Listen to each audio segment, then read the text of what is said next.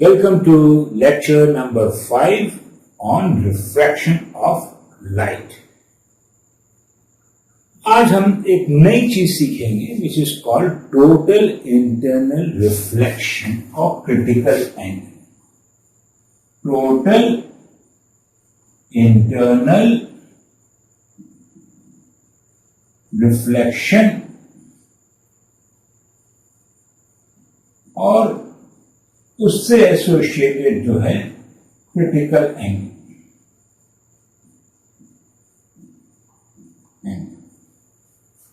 Okay, so start करते हैं. Glass एक मीडियम है और एयर दूसरा मीडियम. कौन सा ज्यादा डेंस है, एयर है या ग्लास है? सर्टेनली ग्लास ज्यादा डेंस है. तो अगर कोई इंसिडेंट रे ए ओ सरफेस एयर और ग्लास के बीच में ओ पे इंसिडेंट है तो वो किधर जाएगी? सबसे पहले हम पॉइंट ऑफ इंसिडेंस ओ पे एक नॉर्मल ड्रॉ करेंगे. अब ये रे एक्चुअली तो सीधी, अगर सेम मीडियम होता तो सीधी चली जाती, लेकिन ये सीधी नहीं जा रही. क्यों नहीं जा रही? क्योंकि ये मीडियम फर्क आ गया. अब ये जा रही है डेंसर टू रेयर. तो हमने पहले पढ़ा है कि जब भी डेंसर टू रेयर जाती है तो क्या होती है? Away from normal. मतलब ये रे नॉर्मल के इधर जाएगी, ऐसे टर्न होके जाएगी. तो रे जो निकलेगी रिफ्लेक्टेड रे ऐसे जाएगी. ये हो गया आपका, ये एंगल ऑफ रिफ्रैक्शन हो गया, ये angle of incidence. Same equation आएगी साइन आई. कौन सा? Snell's law. Sine R yes is equal to mu. Mu कौन सा? और second medium with respect to first medium. Second medium क्या है? ए है, एयर, और फर्स्ट मीडियम ग्लास. हमने एक चीज और बताई थी आपको कि mu A G is equal to 1 upon mu G A. Interchange का हम लोगों को क्या दिया जाता है? Refractive index of glass. Refractive index of glass दे दिया म्यू जी. म्यू जी का मतलब क्या हुआ? Mu of glass with respect to air is equal to 3/2. तो इसको हम इस तरह से भी लिख सकते हैं कि sine I by sine R is equal to 1 upon mu of glass with respect. एक चीज और हो रही है जो हम लोगों ने शुरू में बताई थी लेक्चर नंबर 1 में, और फिर कहा था कि अभी हम कंसंट्रेट करेंगे केवल refraction. Part of the light is also reflected back. तो ये रिफ्लेक्टेड लाइट है सी, और ये एंगल ऑफ रिफ्लेक्शन है. रिफ्लेक्शन इसको पूरा लिख देता हूं. और इसमें लॉज ऑफ रिफ्लेक्शन होंगे जो 9th में पढ़ा है. Incident angle is equal to angle of reflection, और यहां पे लॉ ऑफ रिफ्लेक्शन. तो शुरू में जब क्या होता है कि part of the light is reflected and part of the light is reflected. जब इंसिडेंट एंगल कम होता है तो रिफ्लेक्टेड लाइट ज्यादा आती है और रिफ्लेक्टेड लाइट. अब मान लीजिए हमने इसको एंगल को बढ़ा दिया,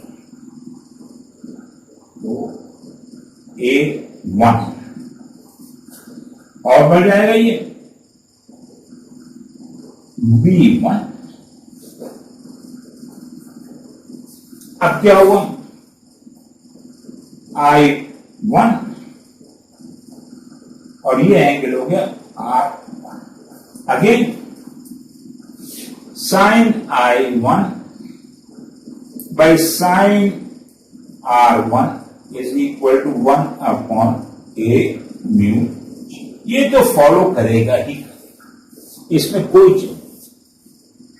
एक काम और करते हैं, अब एंगल और थोड़ा बढ़ा, एंगल ऑफ इंसिडेंस बढ़ा। अच्छा, ये राइट रिफ्लेक्टेड राइट भी वैसे से बढ़ रही, ये C1 हो गई। अब आप देखेंगे जैसे जैसे एंगल ऑफ इंसिडेंस बढ़ रहा है वैसे वैसे रिफ्रैक्टेड लाइट की इंटेंसिटी कम होती जाएगी और रिफ्लेक्टेड लाइट की इंटेंसिटी बढ़ती जाएगी। अब ये हमने किया तीसरी रे A2। अब ये रे ऐसी है कि जो रिफ्लेक्टेड ले है वो बिल्कुल ऐसे जा रही है, बिल्कुल सरफेस से जुड़ती जा रही है। तो ये हमारा हो गया R3 और ये एंगल हो गया R2 और ये हो गया। और इसी तरह से यहां पे भी एक रिफ्लेक्टेड एंगल आएगा जो कि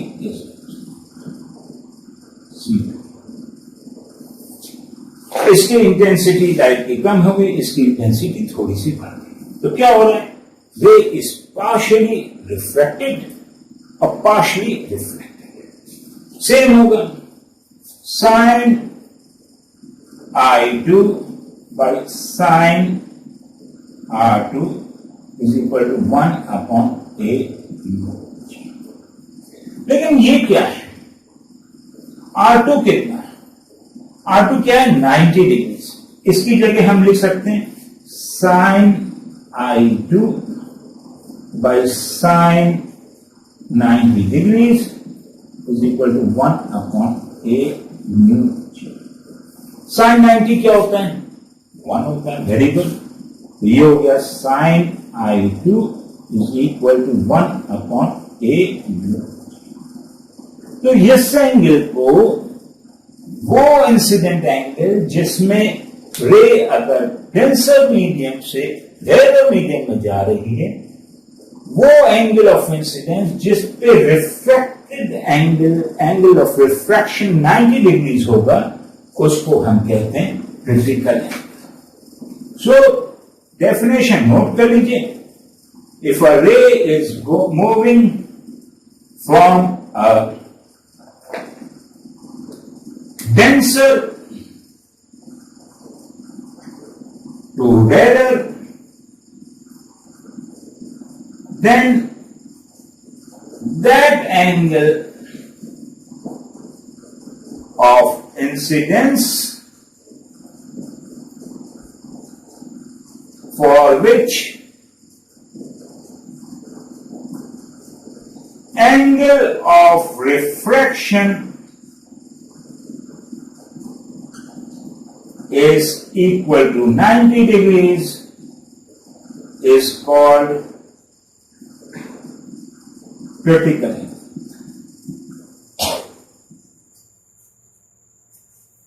अब ये तो बिल्कुल समझ, क्रिटिकल एंगल हमें समझ में आ गया है। क्रिटिकल एंगल वो एंगल है कि अगर रे आपकी डेंसर मीडियम से रेयर मीडियम में जा रही है और वो एंगल ऑफ इंसिडेंस जिस पे एंगल ऑफ रिफ्रैक्शन 90 डिग्रीज है, उसको हम क्रिटिकल एंगल कहते हैं। तो लेट्स टेक दिस एग्जांपल। अब दूसरी चीज ड्रॉ करते हैं। यही ग्लास लेते हैं हम लोग, ग्लास है,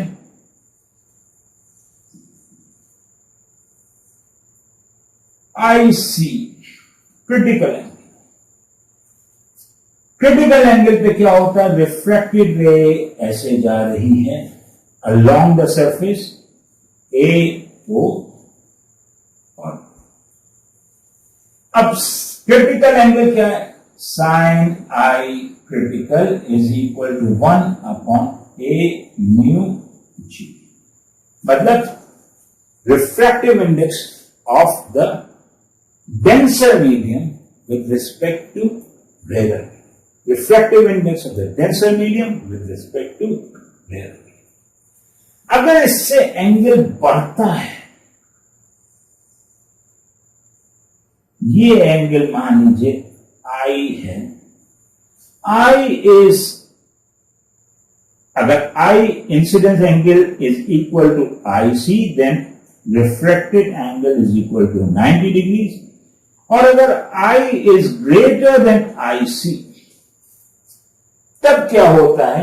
रिफ्लेक्शन नहीं होता, तब क्या होता है? रे टोटली रिफ्लेक्ट हो जाता।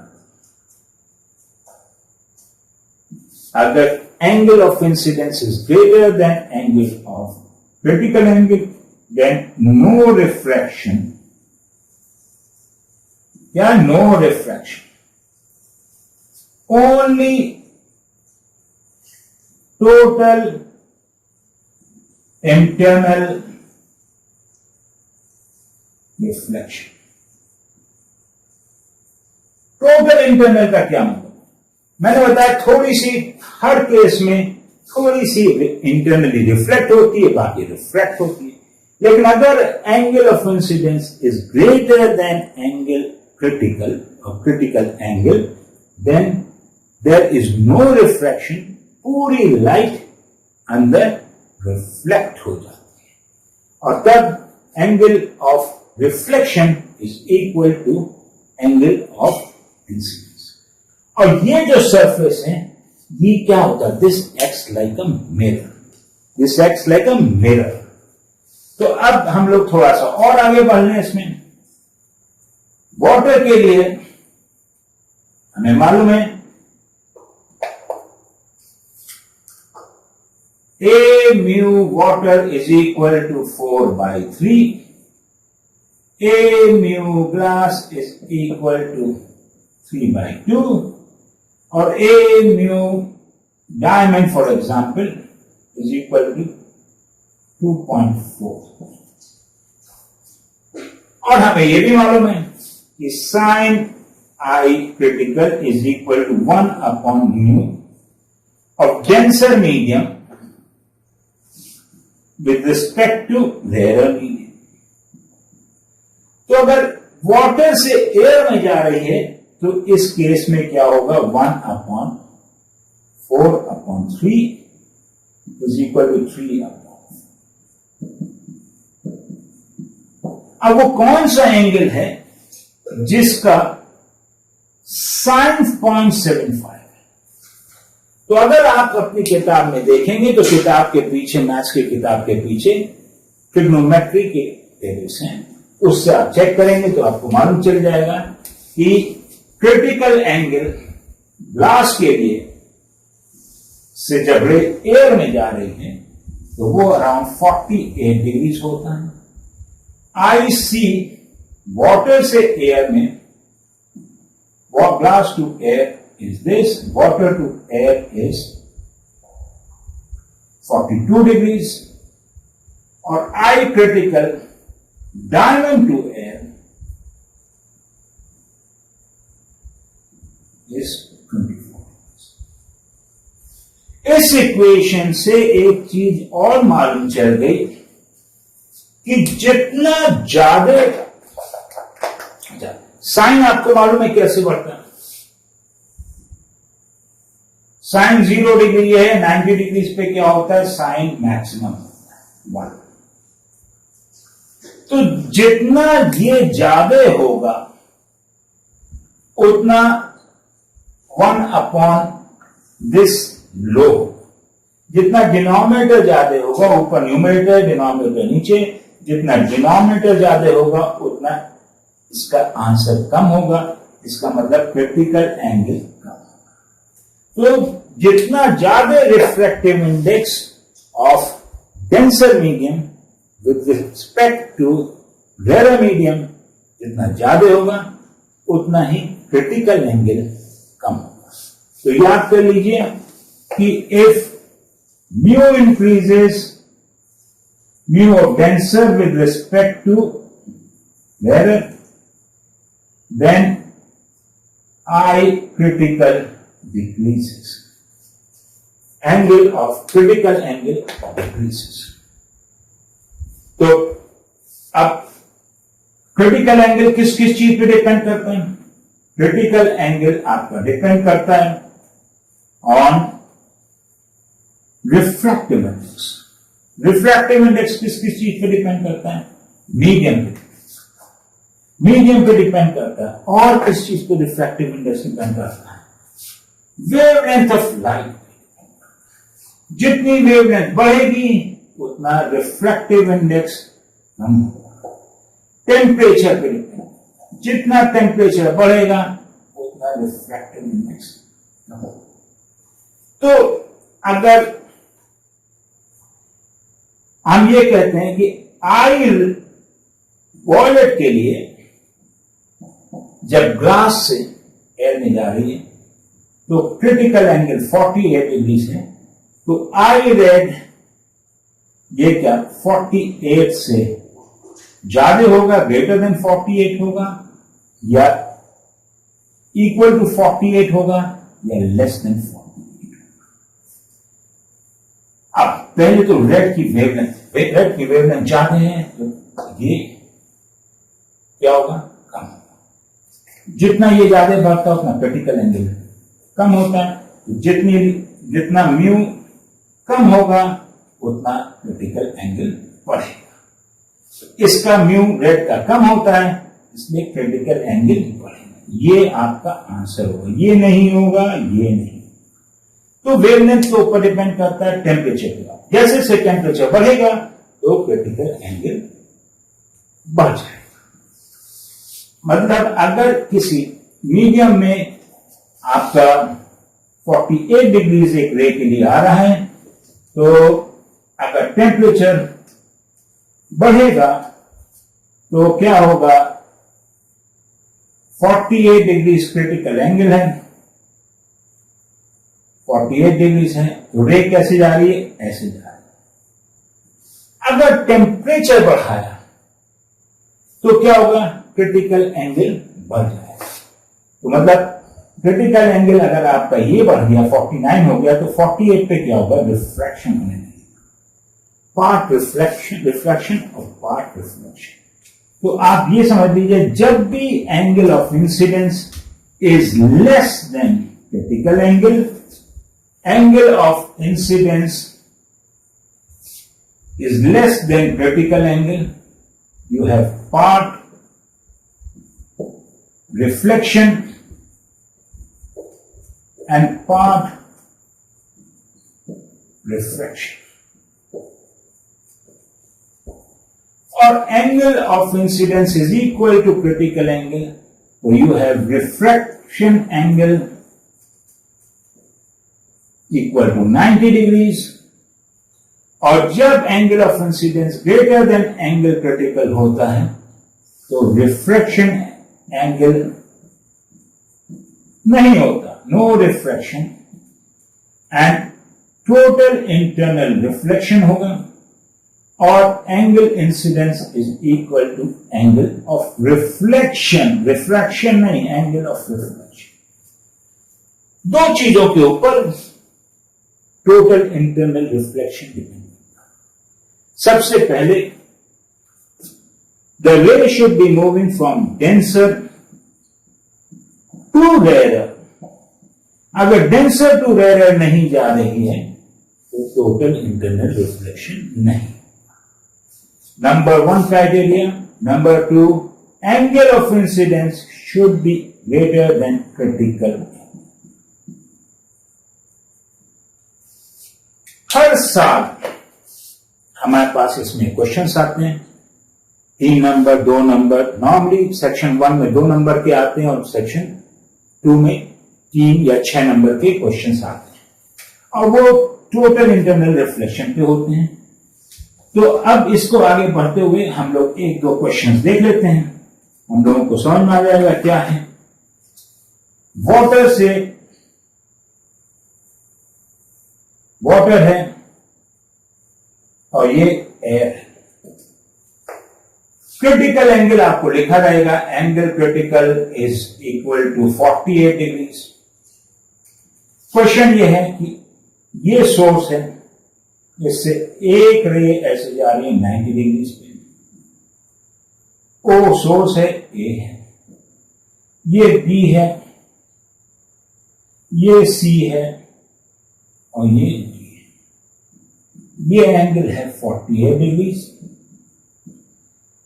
और बी सी डी।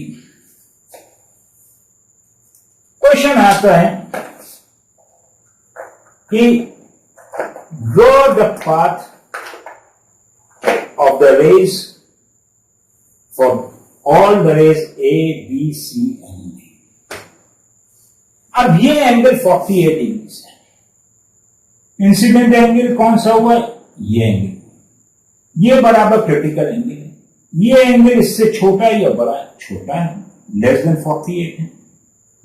और ये एंगल कितना हुआ? Greater than 48।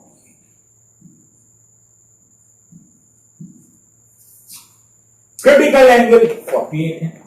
और इस केस में क्या है? एंगल 0।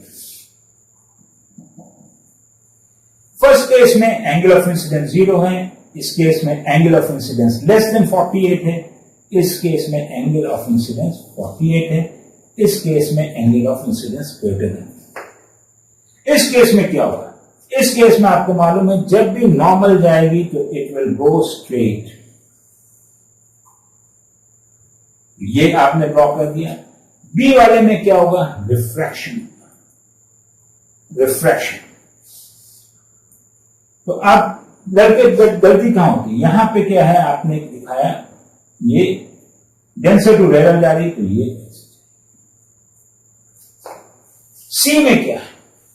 सी में क्या है कि ये रिफ्रैक्शन एंगल क्या होगा? जब एंगल क्रिटिकल के बराबर होता है तो 90 डिग्री होता है, तो रे ऐसी जा रही है।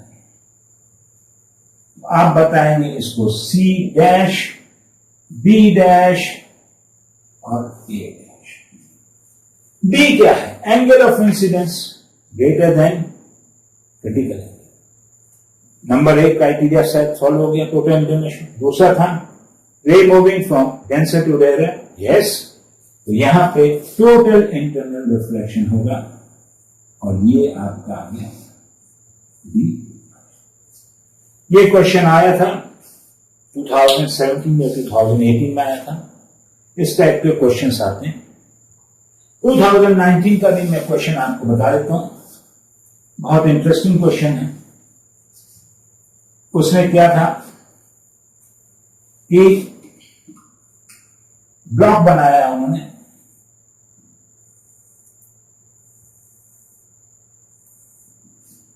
और इसके अंदर रे दिखाई है।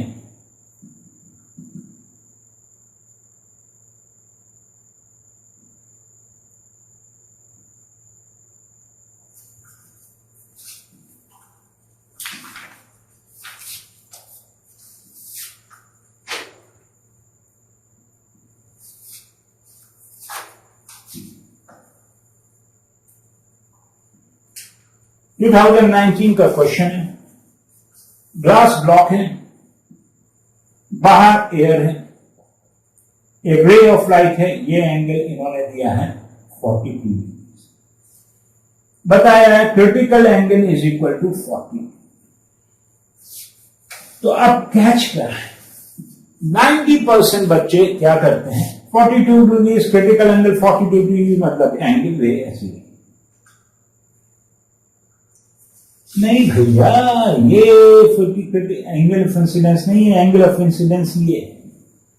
तो अब आपको ये जानना जरूरी है कि एंगल ऑफ इंसिडेंस कैसे निकालेंगे। ये एंगल 90 डिग्री, ये 42 है, तो ये कितना होगा? 90 माइनस 42, ये हो गया 40। क्या ये क्रिटिकल एंगल से बड़ा है या बराबर है या छोटा है? क्रिटिकल एंगल से 48, 42 से बड़ा है, तो क्या होगा? Total internal reflection 48 degree. ये एंगल कितना हुआ? 42 हो गया। ये कितना है? 90 डिग्री हो गया। अब इस पॉइंट पर ए बी सी, ये 40 या 90, तो ये एंगल कितना हुआ, तीनों एंगल मिला के 180 होते हैं, तो ये हो गया 48 डिग्री। ये कितना हुआ 90 माइनस 48, 42 डिग्री। तो यहां से रे कैसे जाएगी, ए ऐसे जाएगी। इस केस में हम लोग केवल रिफ्रैक्टेड रे पे काम कर रहे हैं, पार्शियल रिफ्लेक्शन पे हम लोग काम नहीं करते। तो हम ये कहेंगे ये फिगर बना, केवल हम लोगों को ज्योमेट्री पे ध्यान देना है और हमें ध्यान देना है कि क्रिटिकल एंगल। अगर यहां पे आपने इसको इंसिडेंट एंगल मान लिया होता 42 को और आप कहते हैं ऐसे, आपको 0.2, ये 2 नंबर का क्वेश्चन था। Okay, let us do some other question. और सबसे पहले हम लोग देखते हैं कि प्रिज्म का एक एंगल लेते हैं रिफ्रैक्शन का, जो एक आइसोसेलेस राइट एंगल प्रिज्म है, उसको हम लोग टोटल रिफ्लेक्टिंग प्रिज्म कहते हैं। आइसोसेलेस राइट एंगल प्रिज्म क्या होता है, 90 डिग्री का प्रिज्म है। आइसोसेलेस ये साइड और ये साइड बराबर है, ये 90 डिग्री है, तो ये एंगल कितने का होगा, 45 का होगा, और ये होता है 45। क्वेश्चन 2017 में आया, एक रे ऑफ लाइट ऐसे गई है, सॉरी यहां तक आई है, ये 90 डिग्री है, ड्रॉ द रे डायग्राम। 90 डिग्री पे है तो क्या होगा, इट विल पास नॉर्मली, यहां से नॉर्मली जाएगी, आपने कहा ए बी सी पे गई। अब सी पे क्या हुआ, ये 90 है, ये 45 है, तो ये कितना होगा 180 माइनस 90 माइनस 45, ये हो गया 45। Angle critical is equal to 42 degree. अब ये कितना हुआ, नॉर्मल आप ड्रॉ करेंगे, यहां पे पॉइंट ऑफ इंसिडेंस पे हमेशा नॉर्मल ड्रॉ कीजिए। ये 45 है, तो ये कितना होगा 90 माइनस 45। एंगल ऑफ इंसिडेंस क्या होता है, नॉर्मल और रे के बीच का, ये ग्रेटर देन 42 डिग्री है, तो क्या होगा टोटल इंटरनल रिफ्लेक्शन। कैसे होगा, ये 45, ये 45 होगा, तो ये कितना होगा, this angle plus this angle कितना है 90 है, ये 45 है, तो ये 45।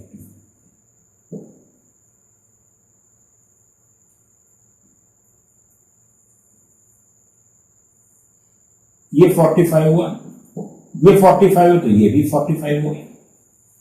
45 45 क्या हुआ 90, ये एंगल कितना हुआ 90।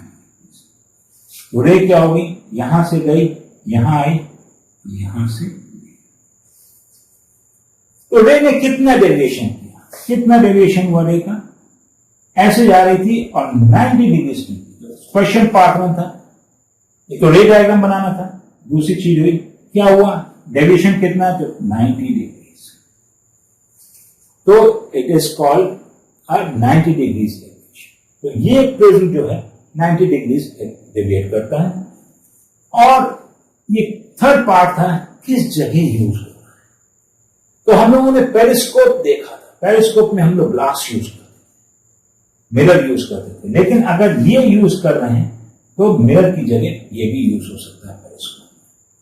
अगर रे ऐसे आ रही थी तो बाय रिवर्सिबिलिटी ऑफ लाइट रे ऐसे जाएगी। तो ये किस जगह ये फिनोमेना टोटल इंटरनल रिफ्लेक्शन का, ये टोटल रिफ्लेक्टिंग प्रिज्म इस केस में फॉर टर्निंग द रे 90 डिग्री के लिए यूज होता है। और ये कहां यूज होता है, ये पेरिस्कोप में यूज होता है। तो जो टोटल इंटरनल रिफ्लेक्टिंग प्रिज्म है वो एक तो यूज होता है for deviating light by 90 degree,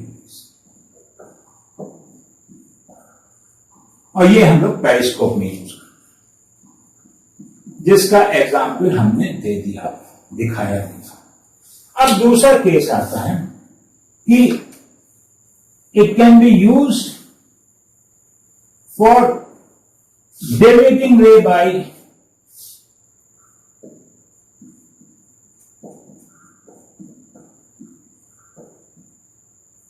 by 180 degrees, और तीसरा it can be use by for erecting prism. Erecting prism ये होता है कि इमेज को, उल्टी इमेज को सीधा करें। तीनों केसेस एक एक बार हम फिर से देख लेते हैं। फर्स्ट केस, दो रे लेके देखते हैं, 90 डिग्रीज, 45 डिग्रीज, 45। ऑब्जेक्ट ये है ए पी। ए से रे जो गई, नॉर्मली गई, यहां आई, यहां पे नॉर्मली आई, सीधे चली जाएगी विदाउट एनी रिफ्लेक्शन यहां था। ये 45 है, ये 45 है, तो एंगल ऑफ इंसिडेंस 45 होगा, 45 होगा, तो टोटल इंटरनल रिफ्लेक्शन होगा, टोटल इंटरनल रिफ्लेक्शन होगा। यहां पे कोई रिफ्रैक्शन नहीं होगा क्योंकि नॉर्मल है, तो बी जो है, बी यहां पे आ जाएगा और ए ऐसे, इमेज आपकी ऐसे। तो ये पेरिस्कोप में आता है। पेरिस्कोप में एक और नीचे लगता है, बिल्कुल ऐसे लगेगा आपका, एक और लगेगा, वो आके इसको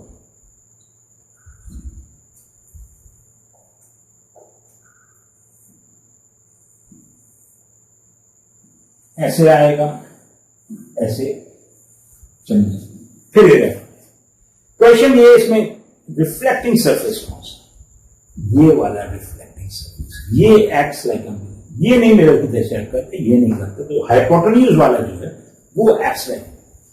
बट हम लोग इसको क्यों यूज करते हैं, मिरर क्यों नहीं यूज करते? मिरर में क्या होता है कि part of the light is absorb, इसमें total internal reflection, the 100% intensity of the light is reflecting back, जितना दिया है उतना वापस। मिरर में क्या होता है, पार्ट आपने भेजी, 10% उसका एब्जॉर्ब हो जाता है, 90% वापस। दूसरी चीज आपने देखा होगा, मिरर समय के साथ धूमिल हो जाता है, बिकॉज जो रिफ्लेक्टिंग सरफेस के पीछे जो सिल्वरिंग है वो ऑक्सीडाइज हो जाती है। तो इसलिए intensity of light is 100%. There is no loss of energy. There is no loss of energy. There is no degradation of energy with time. तो ये बहुत एडवांटेजेस हैं जहां पे हमें नो लॉस ऑफ इंटेंसिटी चाहिए, जैसे कि पेरिस्कोप में। सेकंड केस, जो डेविएटिंग बाय 180 डिग्रीज, ये हम लोग नॉर्मली पेरिस्कोप में यूज करते हैं। इसमें क्या है कि हम दूसरी तरह से उसको सेट करते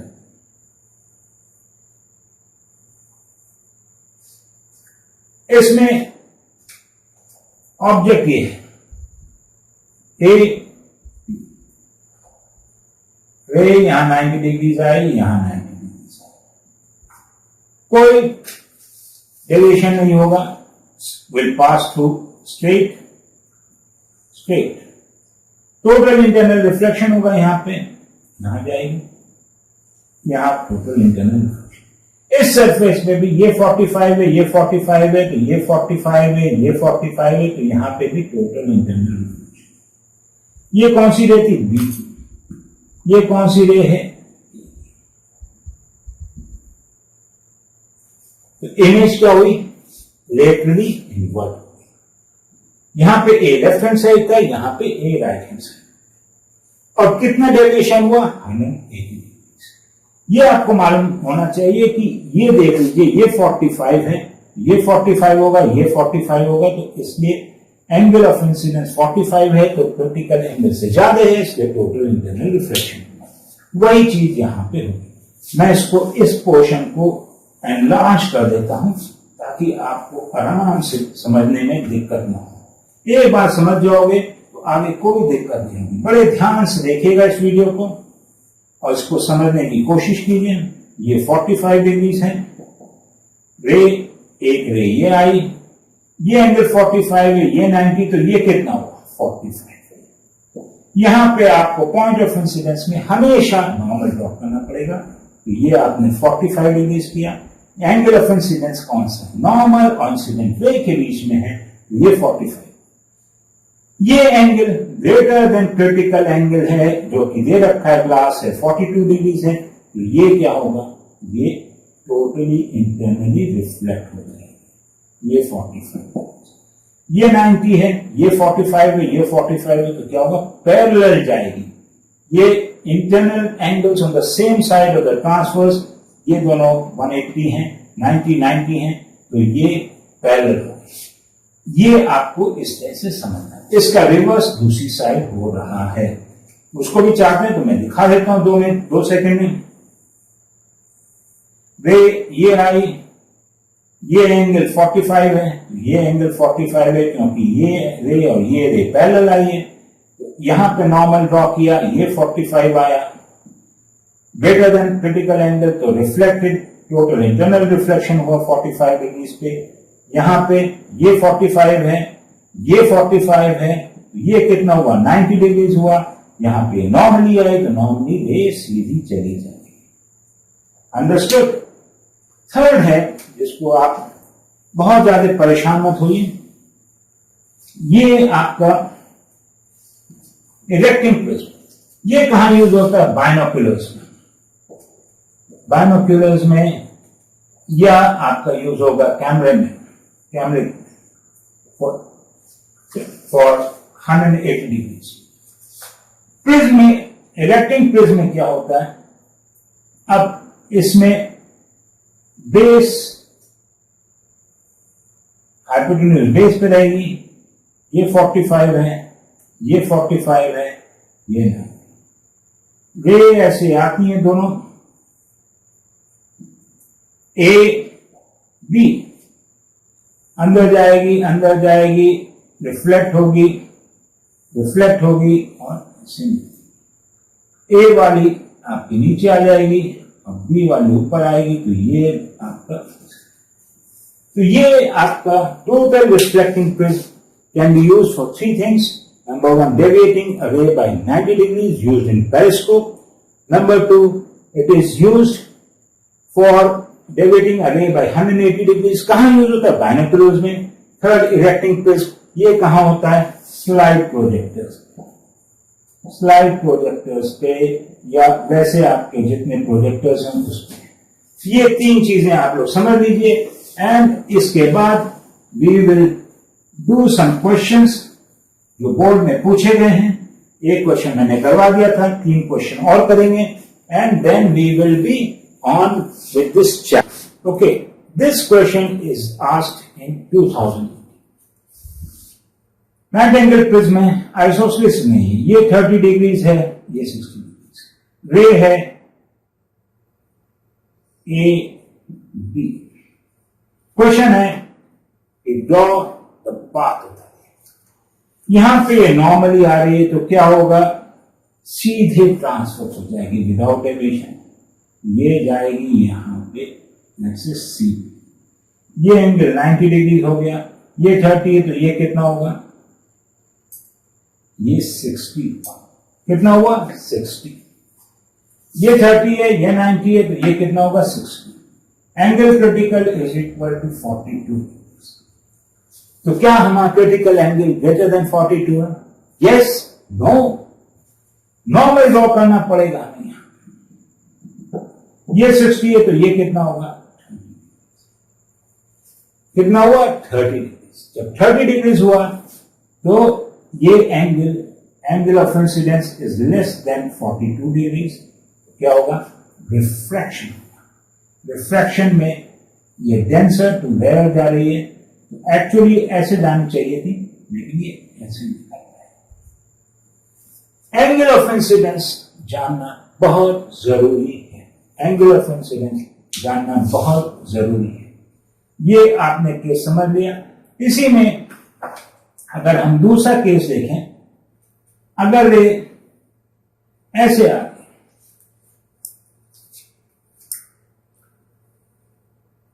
तब नॉर्मल है, सीधी चली जाएगी विदाउट एनी डेविएशन, यहां आएगी, ये 90 डिग्रीज है, ये एंगल कितना हुआ 180 माइनस 60 माइनस 90 30 डिग्रीज।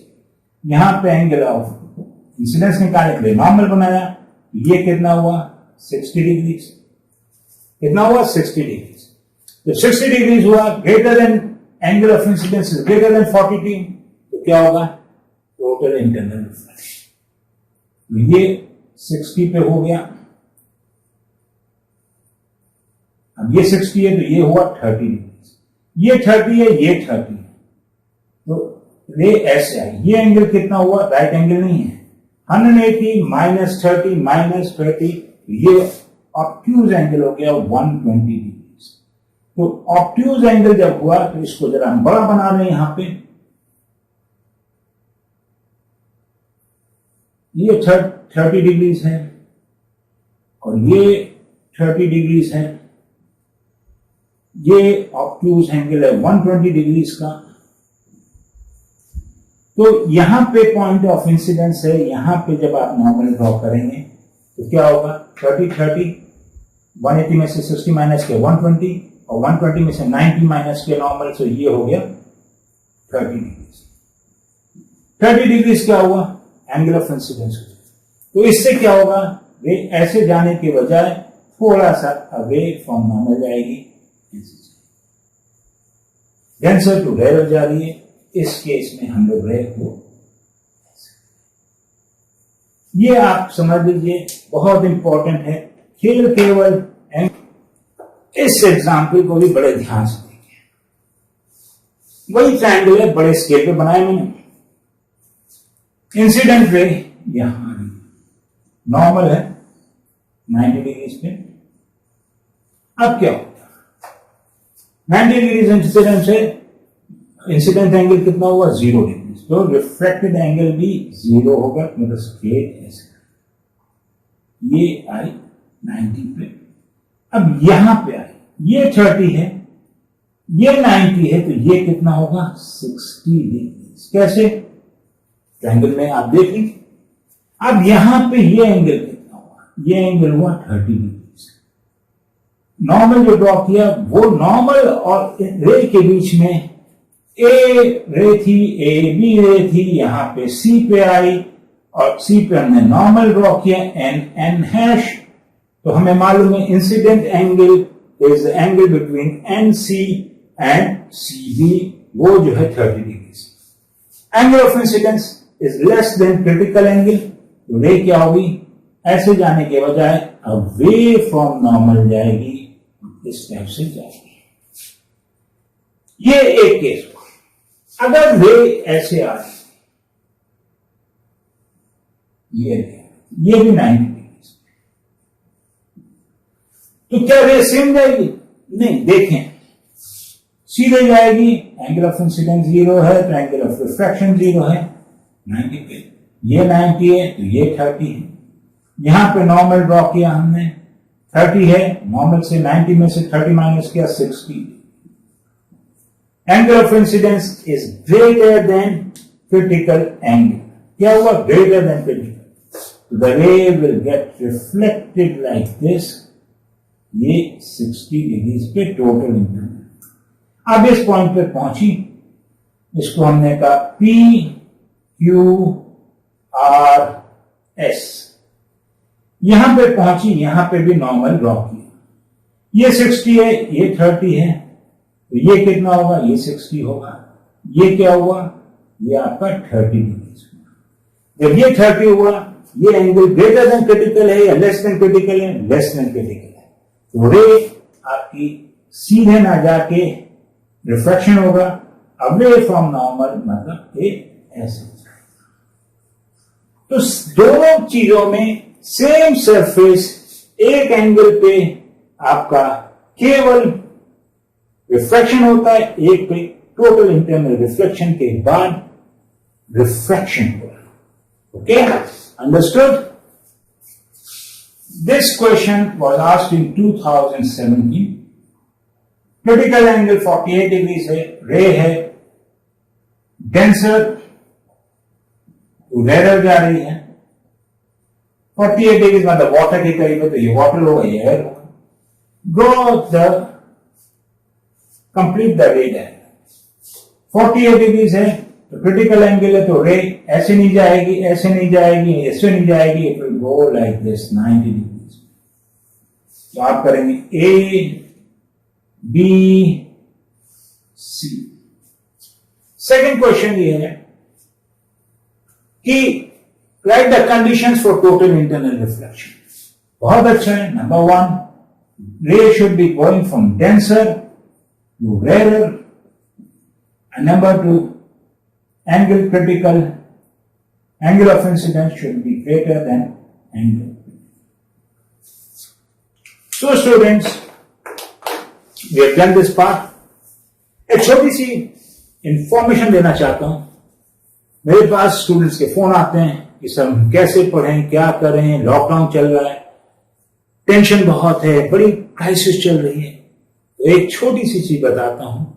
जब तूफान आता है तो चिड़िया डर के मारे घोंसले में आ जाती हैं, पेड़ों में छुप जाती और तूफान के जाने का इंतजार करती है. लेकिन जो चील है वो बादलों के ऊपर उड़ती है और स्ट्रांग होती है और वहां से पूरा नजारा देखती है.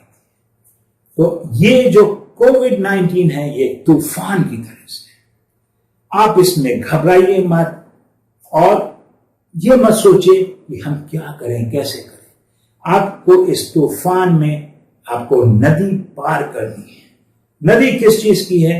आपकी जो मेंटल ब्लॉक है कि हम कैसे पढ़ें. तो आप उसके लिए बहुत जरूरी है आप पढ़ाई कीजिए. जो हम आपको नॉलेज दे रहे हैं, जो आपको इंफॉर्मेशन दे रहे हैं, जो आपको वीडियो दे रहे हैं, उसको देखिए, सीखिए.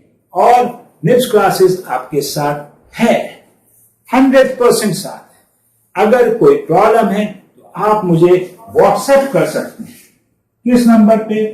9415216799 एंड आप मुझे अपनी प्रॉब्लम दे सकते हैं. तो चिड़ियों की तरह से मत दुबक के बैठ जाइए कि कुछ नहीं होगा, आंख बंद करके बैठ जाइए. मेरा तो साल खराब हो गया, मैं open your eyes and be brave like an eagle and say, नहीं, I can do it, I will do it. और निप्स की क्लासेस की जो वीडियोस हैं उनको देखिए, उनके बाद बुक पढ़िए, बुक की प्रॉब्लम सॉल्व कीजिए. और जो नहीं समझ में आती, ये आपका नंबर है.